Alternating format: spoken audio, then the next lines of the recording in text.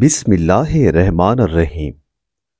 کروڑوں درود و سلام حضرت محمد صلی اللہ علیہ وآلہ وسلم پر۔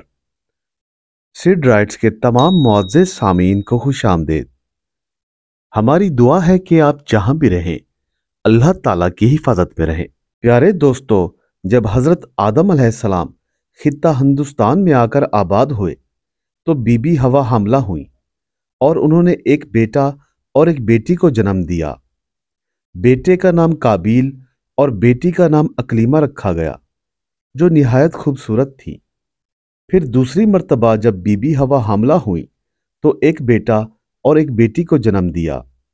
بیٹے کا نام حابیل اور بیٹی کا نام غازہ رکھا، مگر یہ پہلے بیٹا بیٹی جتنے خوبصورت نہ تھے۔ بعض روایات میں آتا ہے کہ بی بی حوا نے 120 مرتبہ بچوں کو جنم دیا، اور ایک دوسری روایت میں آیا ہے کہ 180 بار، جبکہ تیسری روایت میں یہ آیا ہے کہ قابیل ماں کے پیٹ میں تھے جب آپ بہشت میں رہتی تھیں، لیکن پیدائش ان کی اس دنیا میں ہوئی۔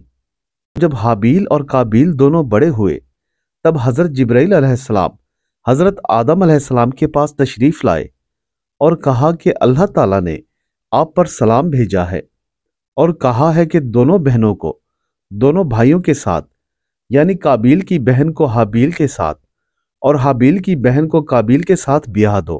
حضرت جبرائیل علیہ السلام کے جانے کے بعد حضرت آدم علیہ السلام نے اپنے بیٹوں کو بلایا اور جو خدا تعالیٰ کا حکم تھا وہ ان کو سنا دیا۔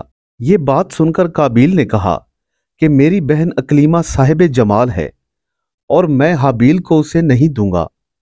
یہ سن کر حضرت آدم علیہ السلام نے کہا کہ یہ اللہ تعالیٰ کا حکم ہے اور تو اسے مان لے، ویسے بھی تم حابیل کو دوست رکھتے ہو اور وہ تمہارا بھائی ہے، پس اللہ کے حکم کی پیروی کرتے ہوئے اپنی بہن اکلیمہ کو حابیل کے ساتھ بیاہ دو۔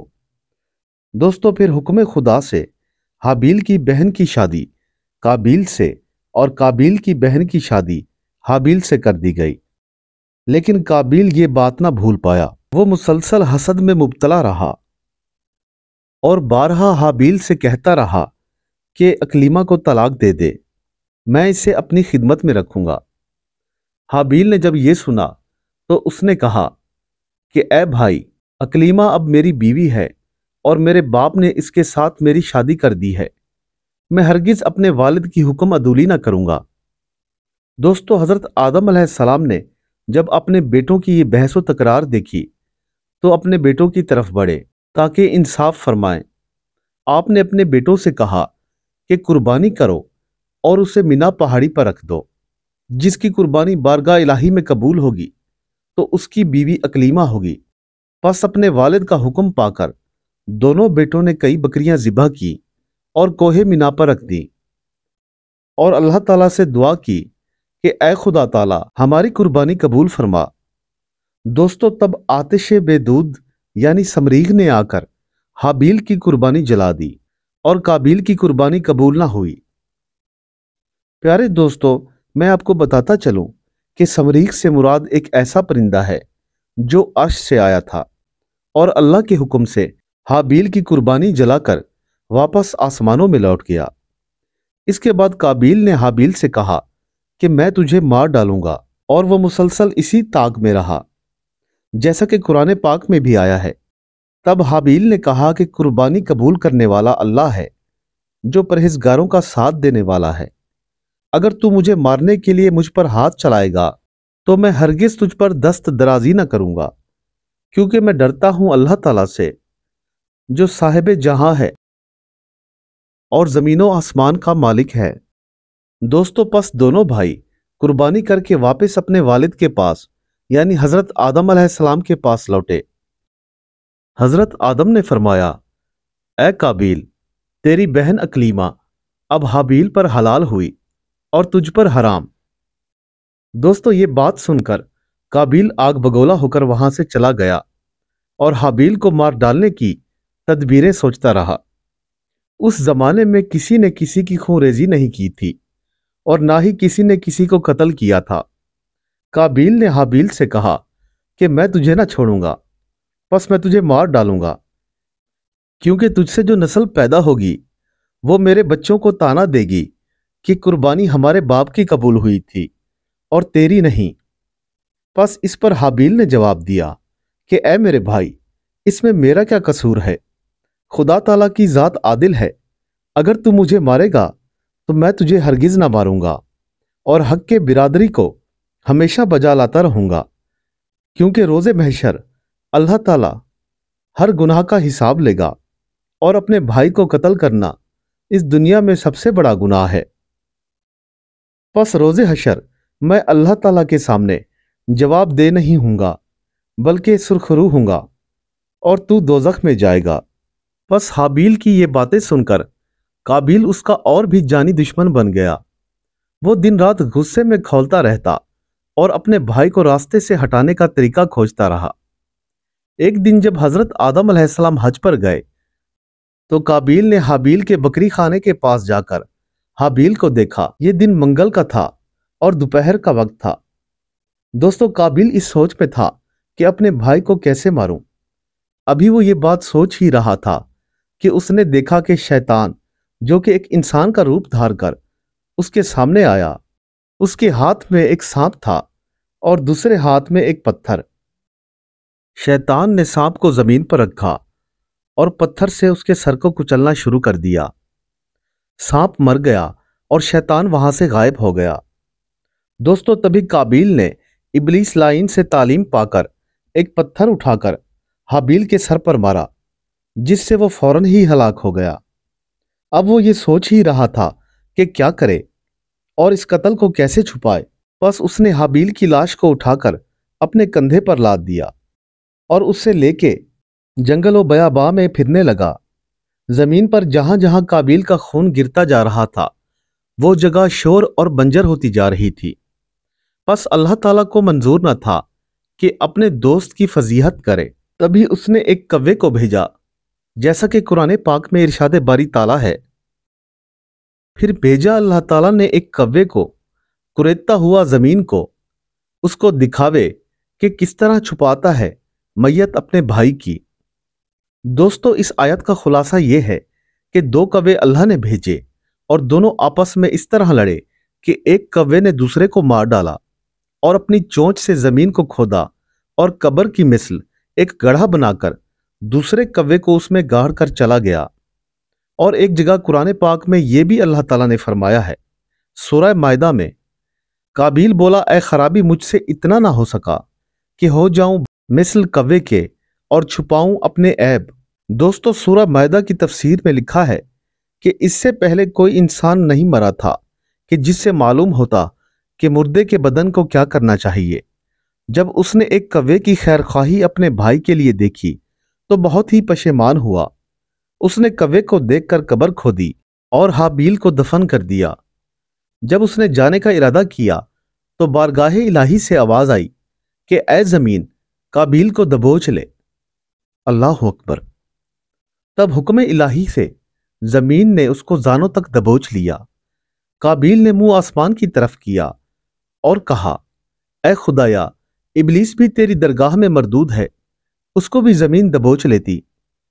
تبھی بارگاہ الہی سے آواز آئی کہ اے ملعون، ابلیس نے تو اپنے بھائی کا قتل نہ کیا تھا۔ وہ پھر بولا کہ میرا باپ گندم کھا کر عاصی ہو گیا تھا، اس کو بھی زمین میں دفن کر دیتے۔ پھر جناب باری تعالیٰ سے اس پر عتاب ہوا، اے مردود، تیرے باپ نے قطع صلہ رحمی کب کی تھی، جیسا کہ تو نے اپنے بھائی کے ساتھ کی؟ تب قابیل کو زمین نے سینے تک دبا لیا۔ قابیل نے کہا، یا رب، قسم ہے تیری، میں نے اپنے باپ سے سنا ہے کہ میری توبہ اس کلمے کی برکت سے ہوئی جو میں نے عرش پر لکھا دیکھا، لا الہ الا اللہ محمد رسول اللہ۔ لاکھوں کروڑوں درود و سلام نبی پاک صلی اللہ علیہ وآلہ وسلم کی ذات مبارکہ پر۔ اس کلمے کی مدد سے میرے بھی گناہ بخش دے۔ پھر جناب باری تعالیٰ سے آواز آئی، اے زمین، اس کو چھوڑ دے۔ تب زمین نے قابیل کو چھوڑ دیا۔ پھر اللہ تعالیٰ نے ایک فرشتے کو اس کے پاس بھیجا۔ اس فرشتے نے قابیل کو نیزے سے مارا۔ پھر اللہ تعالیٰ نے اس کو دوبارہ زندہ کر دیا۔ اس سوار فرشتے نے دوبارہ نیزہ قابیل کے سینے پر مارا اور وہ وہیں مر گیا۔ دوستو، اسی طرح اس کا یہ حال تا قیامت تک ہوتا رہے گا۔ اس کے کچھ عرصہ بعد جب حضرت آدم علیہ السلام تشریف لائے تو حابیل کو تلاش کیا مگر اس کو کہیں نہ پایا۔ آپ علیہ السلام نے لوگوں سے پوچھا کہ کیا تم نے میرے حابیل کو دیکھا ہے؟ تب انہوں نے کہا کہ ہمیں معلوم نہیں کہ وہ کہاں گیا ہے اور ہم نے کافی روز سے اسے دیکھا بھی نہیں۔ دوستو، تب حضرت آدم علیہ السلام نے کھانا پینا اور سونا سب ترک کر دیا اور اپنے بیٹے کے غم میں رہنے لگے۔ ایک روز جب آپ علیہ السلام کو نیند آئی تو آپ نے خواب میں دیکھا کہ حابیل الغیاسو الغیاسو پکارتا ہے۔ آپ علیہ السلام نیند سے اٹھے اور زارو قطار رونے لگے۔ ایسے میں جبرائیل علیہ السلام نازل ہوئے اور آپ کو سارے واقعے سے آگاہ فرمایا۔ پس یہ سن کر حضرت آدم علیہ السلام کہنے لگے کہ ہم اس کی قبر دیکھنا چاہتے ہیں اور اپنے بیٹے پر نوحہ کرنے لگے۔ حضرت جبرائیل نے کہا کہ اے آدم علیہ السلام، گریہ زاری مت کریں، اللہ تعالیٰ بھی قابیل سے بہت بیزار ہے۔ تب حضرت جبرائیل علیہ السلام حضرت آدم اور بی بی حوا کو لے کر حابیل کی قبر پر گئے۔ حضرت آدم نے دیکھا اور بولے کہ قابیل اگر حابیل کو مارتا تو اس کا خون یہاں ضرور گرتا۔ یہ سن کر حضرت جبرائیل نے کہا کہ آپ کے فرزند کا لہو زمین نے کھینچ لیا ہے۔ یہ سن کر حضرت آدم علیہ السلام نے کہا لعنت زمین تیرے اوپر کہ تو میرے فرزند کا خون پی گئی۔ یہ سن کر زمین نے خون واپس اگال دیا۔ حضرت آدم اور بی بی حوا نے مل کر قبر کو کھودا اور حابیل کو باہر نکالا۔ کیا دیکھتے ہیں کہ اس کا دماغ نکل گیا ہے اور وہ خون سے تربتر اور آلودہ ہو رہا ہے۔ دیکھ کر یہ دونوں میاں بیوی رونے لگے اور ان کے رونے سے آسمان کے فرشتے بھی رونے لگے۔ دوستو، حضرت آدم علیہ السلام حابیل کی لاش کو تابوت میں بند کر کے اپنے ساتھ لے آئے۔ ابن عباس رضی اللہ تعالیٰ عنہ سے روایت ہے کہ حضرت آدم علیہ السلام نے 40 روز تک اس تابوت کو تمام عالم کے گردا گرد پھرایا۔ جس جگہ جاتے پرندے بھی اس کے حال پر گریہ زاری کرتے اور کہتے کہ بھاگنا چاہیے انسان سے کہ وہ بے وفا اور ظالم ہے کہ اپنے بھائی کو مار ڈالتا ہے۔ اس کے بعد حضرت آدم علیہ السلام نے حابیل کو لا کر اپنے مکان میں دفن کر دیا۔ اس وقت ان کے 120 فرزند تھے، لیکن سوائے حابیل کے کوئی بھی نہ مرا تھا۔ بس دوستو، حضرت آدم علیہ السلام جتنی دیر تک زندہ رہے حابیل کا غم ان کے دل میں رہا۔ میں اس واقعے کو اسی پر ہی اکتفا کرتا ہوں۔ امید کرتا ہوں آپ کو یہ ویڈیو پسند آئی ہوگی۔ آپ سے ریکویسٹ ہے کہ ہمارے چینل کو ضرور سبسکرائب کر لیں اور ایک بار درود پاک پڑھ کر نبی آخر الزماں حضرت محمد صلی اللہ علیہ وآلہ وسلم کی روح مبارکہ کو ہدیہ کر دے۔ ملتے ہیں ایک نئے قصے کے ساتھ، تب تک کے لیے اللہ حافظ۔